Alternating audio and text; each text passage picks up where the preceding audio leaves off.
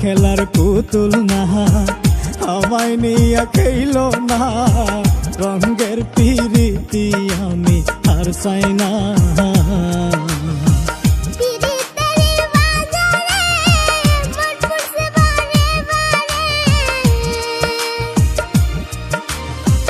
পিরিতের বাজারে মন পুরছে বারে বারে, তুমি